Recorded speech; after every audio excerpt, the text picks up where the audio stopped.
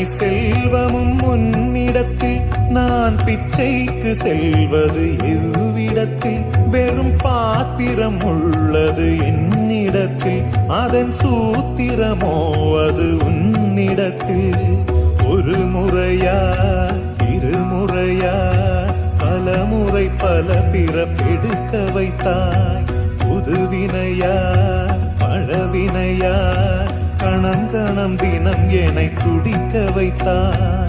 பொருளுக்கு அலைந்திடும் பொருளற்ற வாழ்க்கையும் துரத்துதே.